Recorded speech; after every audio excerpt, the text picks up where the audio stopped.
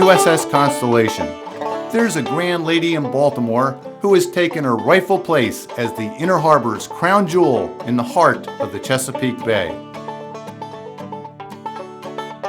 Launched in 1854 as the last all-sail ship designed and built for the United States Navy, Constellation's century of service embraced the ages of sail, steam, gas, diesel, and nuclear power.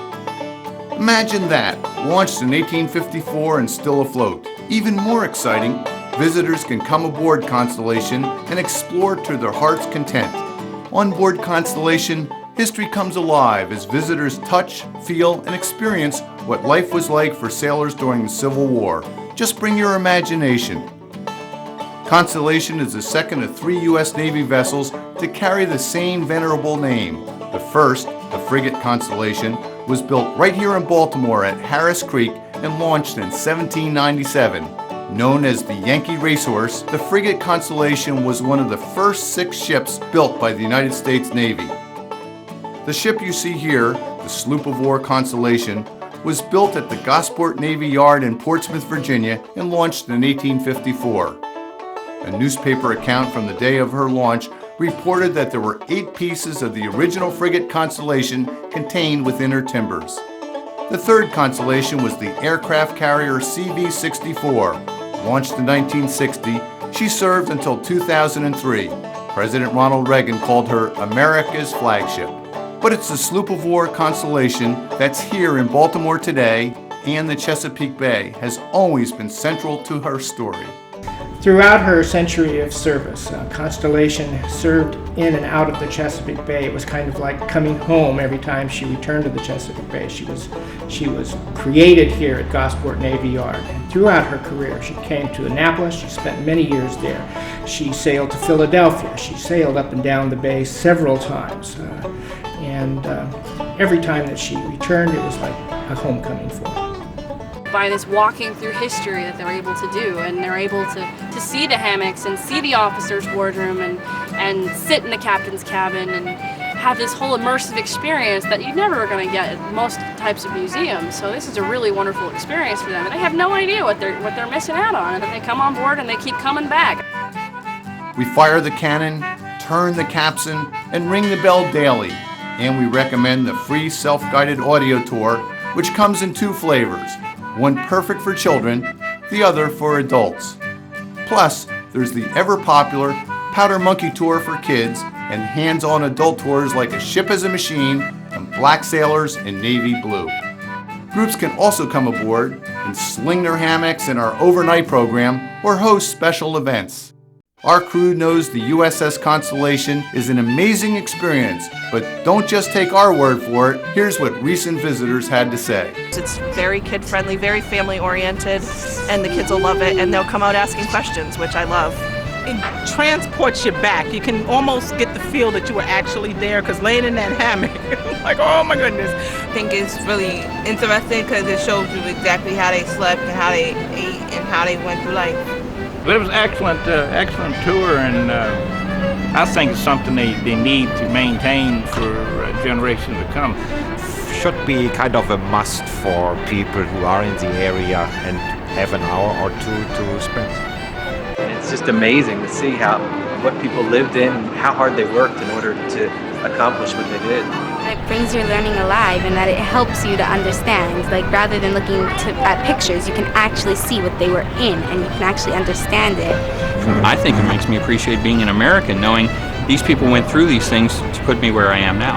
I'd say come see it. You bet. We're a little bit leery because of the age of our children, 4 and 7.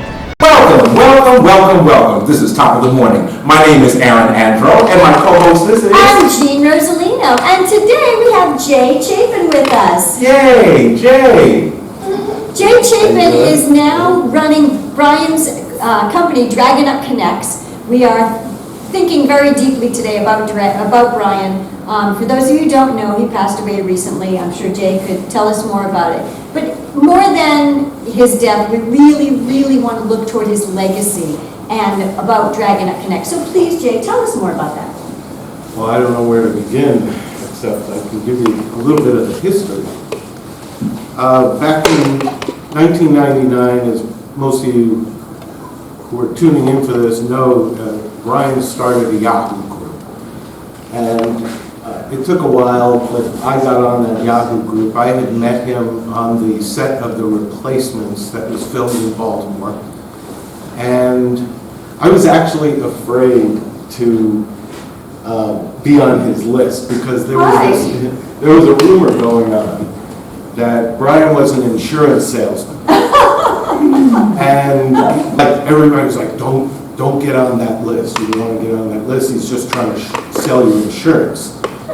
So That was the movie with Gene Hackman and Keanu Reeves. Correct. Early in Keanu Reeves' days. Correct. Brian originally was hired as an audience member, and then he was upgraded to a photographer that was, down on the field, and he just loved it so much he just wanted to keep acting.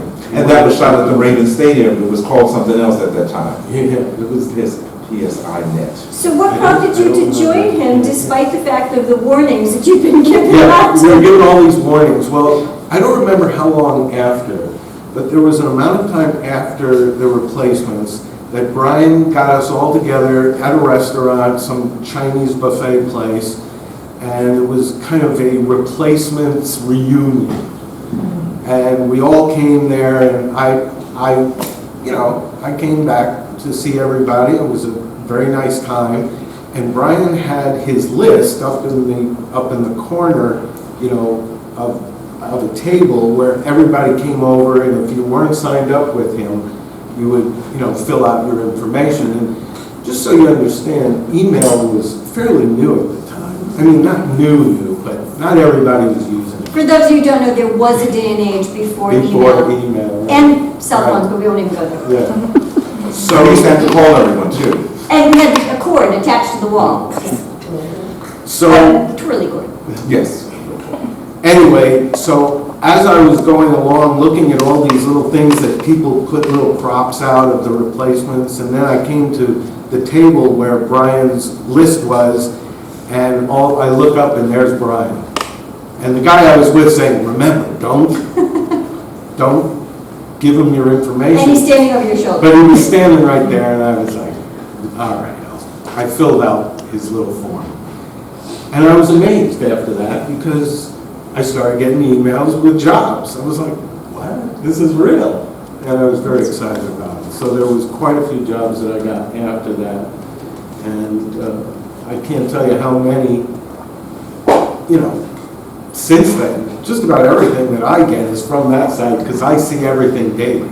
Well, as I mentioned before, that's exactly how I found out about anything here. I just moved to the area. I knew nothing about Maryland. Oh, that's great. Total newcomer. People said, oh, you have to join Dragonut Connects. I'm like, what do I join? And spell it for me. And yeah, it's great. It's a wonderful, wonderful service to all of the actors and producers and casting directors in the area. Right. All the way up to Philadelphia, I remember. Yeah. Awesome. It's funny, I moved down here from New Jersey, and I will see announcements on Dragonut Connects for the community theater right near where I lived before. I'm like, wow, they're really going far and wide. Yes, we do a lot of stuff for theater as well. And I always thought, should we send out stuff for theater? Because theater is one of those things that if you're in New York, you're not going to come down to Maryland. And if you're in Maryland, you're not going to go to Philadelphia for theater. Wrong. Definitely wrong. Unless, you're equity and they put you up and they pay you. Oh, but it's fun to be non-equity and non-union. Because we get a lot of fun jobs. Or some people do get fun jobs. So it grew from a Yahoo group, you said? Yeah, it was a Yahoo group for, I guess it was from 1999, 10 years. I had a meeting with Brian, and I always remember this because it was on my birthday, July 7th. I had a meeting with him, and I had an idea. I was like, I met with him and had lunch, and I just said to him, why don't you have a website? He had the Yahoo group. I said, why don't you do a website? He said, the amount of money it costs for a website, I don't have. I said, but a website? He says, no, what I want to do is I want a website that I can find a blonde-haired woman with green eyes between the ages of 23. He wanted all the specs of all the people and all the actors so he can send out whatever he wanted to whoever. So he had a vision. He had a vision of what he wanted for a website, and he said, I've looked around, I've asked, I can't afford it. So I said, okay, I'll make the site. That was when you're... So you're the one who need to blame. Yeah, Thank. I said, You heard that out there. His name is Jay. I'll create the site and do everything that you want, but I have to be a partner. I can't be, silent. Just somebody who works for you. And he agreed to that. That's lovely. And so that brings us up to date now. And I just want to make sure that everyone knows that even with the loss of Brian, it's so wonderful that Dragonet Connects is going to forge ahead and continue. So tell us a little bit about the plans for the future, and are there going to be changes, or are you just going to keep it status quo because it's a good thing, and if it ain't broke, don't fix it. If it ain't broke, don't fix it. Well, the funny thing is, we were talking about the site, and then I created it, and we were kind of making jokes about it, but it's not the prettiest site in the world. It's an older site. We haven't really done anything to make it into the new HTML and everything, but we're planning on doing it. So we're planning on making a lot of changes. The biggest problem I have right now is I'm doing all my work, and I'm doing all Brian's work. I have people who I'm training right now and getting ready to help me send out the daily newsletter, and hopefully that will... Do you need to send out a tag, a hello, or any we need you? APB? Yes. Any one of you out there? No, I already know who. Oh, you're in the phase of training someone? Yeah, I'm okay, great. A couple of people. Well, we are all so thankful for Dragonet Connects, and we're looking forward to it continuing. Yeah, good. But it looks like we're going to have to take a break, because I think one of your callers, one of those people that you connected with on the Dragonet Connect is out there, and they're knocking on the door. So let's take a break, and we'll be right back. I'm nuts about downtown Baltimore's West Side. Hello, I'm John Waters, and I'm proud to say that Baltimore has always been my home. It's the inspiration behind all my films, including Hairspray, Crybaby, Serial Mom, and A Dirty Shame. Let me tell you, there are not a more eccentric, monumental, eclectic, intriguing, and character-filled 28 blocks anywhere in the world, and I'm here to prove it to you. This is where Babe Ruth was born. They tell me he's the best baseball player ever. Not that I'd know. I'm more into theater. Like nearby Arena Players, the nation's longest continuously running African-American community theater.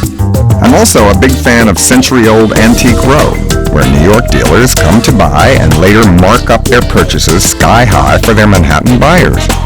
On that same block sits the UB Blake National Jazz Institute, housing memorabilia from Baltimore jazz greats like Billie Holiday and, of course, UB himself. The West Side is also where the Maryland Historical Society calls home, with its many Baltimore artifacts, including the original manuscript of the Star-Spangled Banner and Nipper, the RCA dog. Oh, and the National Dentistry Museum, the only one of its kind in the U.S., is where George Washington's dentures live. And no, they were never wooden. And right in the middle of it all, as if just to add mystery and intrigue, sits the gravesite of Edgar Allan Poe, my kind of guy. Sometimes I go there to meditate. Now, the thing that defines Baltimore for many people around the world is right here also, our sports franchises, the Orioles and the Ravens, two birds that nest in the West. The Walters Art Museum is also known internationally, featuring an interactive experience exploring 55 centuries of art.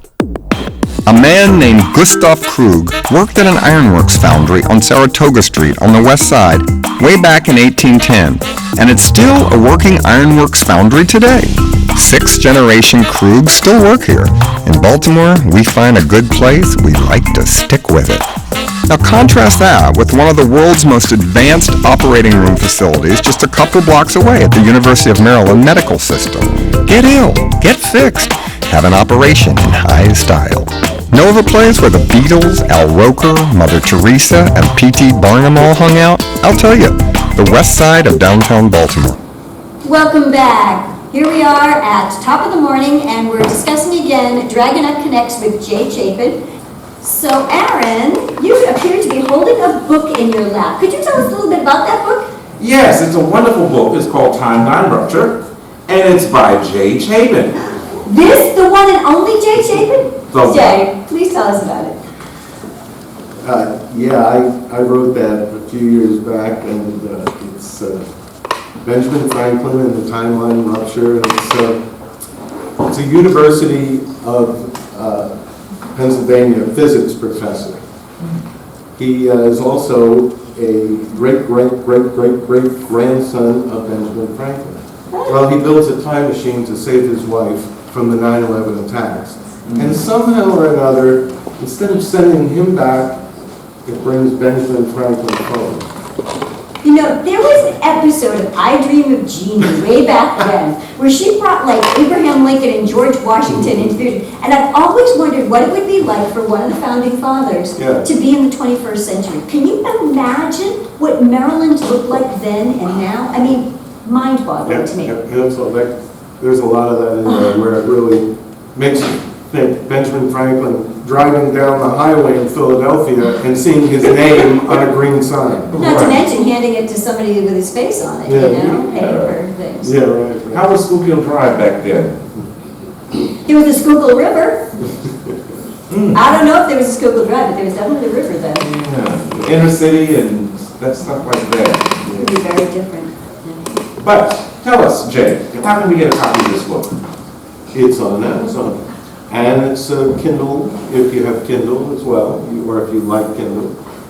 Either way, you can look up Benjamin Franklin and the Timeline Rupture, or you can look up my name, Jay Chapin, and that book will come up. Super. Thank you so much. So you can get it on Amazon and Kindle? Well, while all of you run to your computers and go type it in and do that, we'll be right back after this break.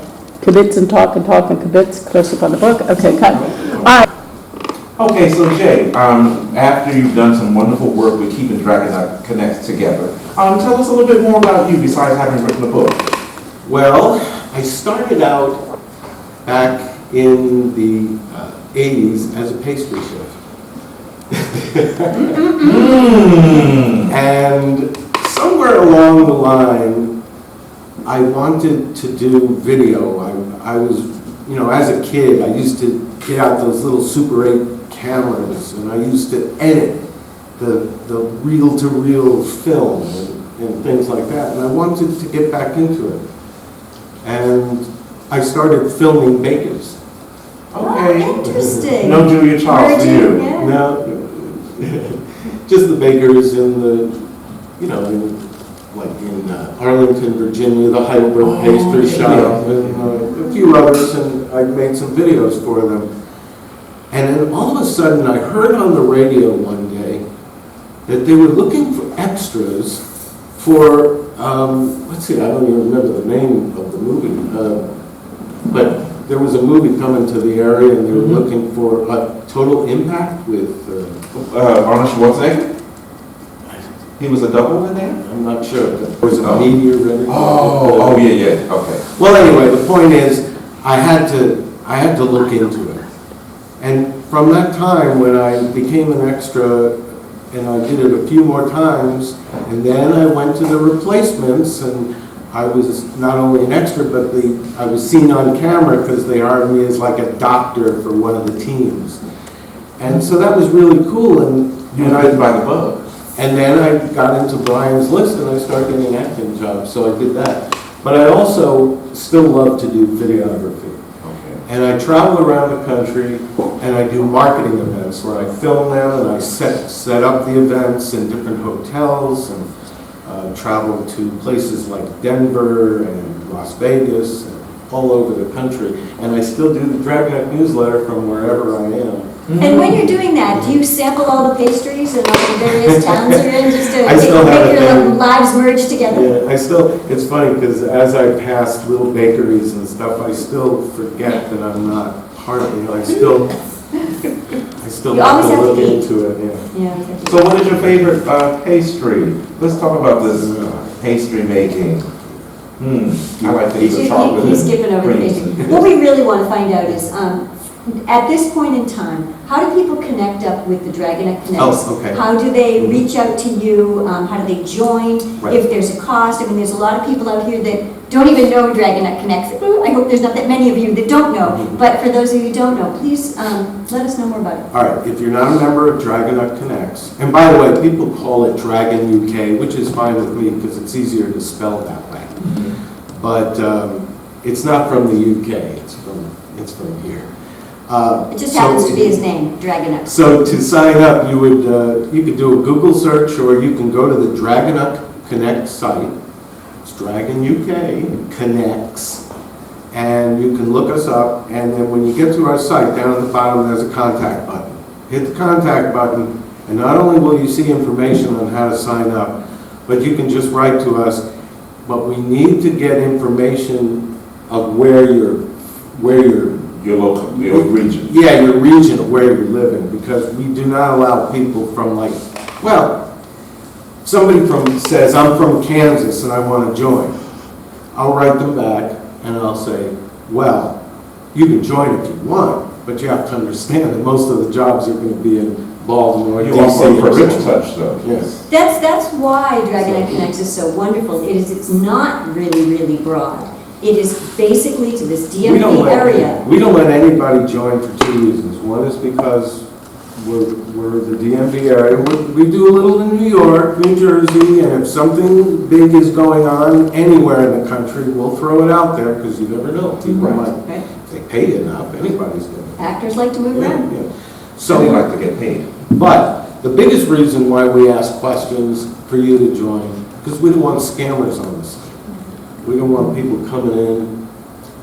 When we first started, a lot of scammers were coming in, so we changed it so that you have to ask for it in. Yes, that's why we trust Dragonet Connect, because of the personal touch that you add to it, and plus, we don't want scammers. That is important. We'll do our best to keep it up. Yeah. Great. Well, thank you. We're going to go to a break right now, and we'll be back with more information about Dragonet Connects, and we'll talk a little bit more with Jay Chapin. Thanks.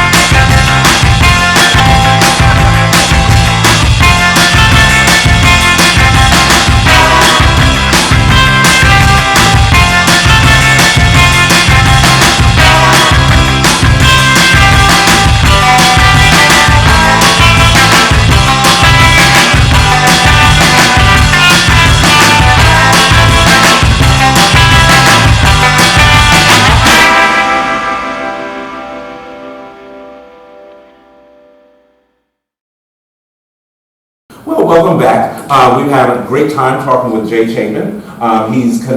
He's part of the Dragon Connects, and we're happy about that. He's keeping things going, moving things forward with that. Do you have any last thoughts? Well, you know, it's very sad that Brian's gone. And we were very close and we spoke on a regular basis. We saw each other like almost once a month to have lunch and to discuss business. And it's very sad that he's gone. And I know so many people have come to me to just give. There's a void in the business. Yeah, there really is. And all I can say is it's very sad. And I am one of those people that believe that being here on planet Earth, this is just part one. And Brian has moved on to part two. So.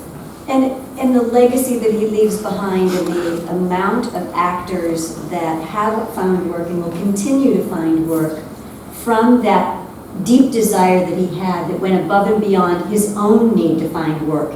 He really wanted to provide work for so many others. He always said, I said, you know, we need to make more money somehow, right? He says, I made a vow I would not charge to give out jobs. And that is important in this business. Well, it's time to go. Aww. Unfortunately, Jay, it's a pleasure to have had you here today.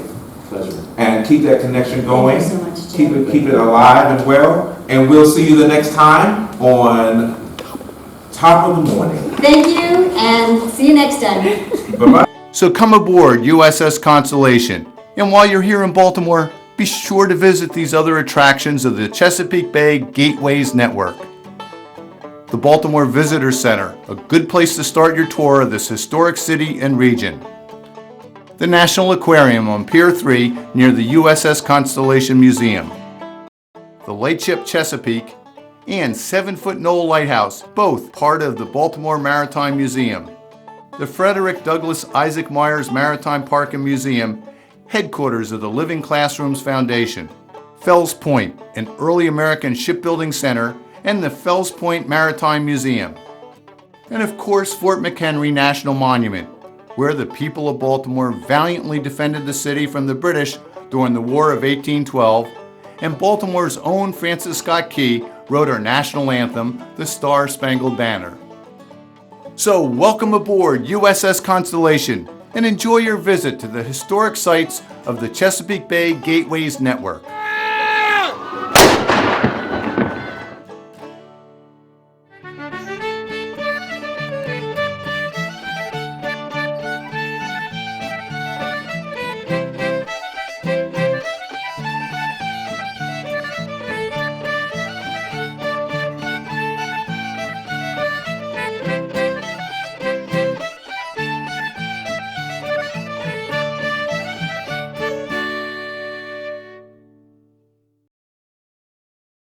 So welcome aboard USS Constellation and enjoy your visit to the historic sites of the Chesapeake Bay Gateways Network.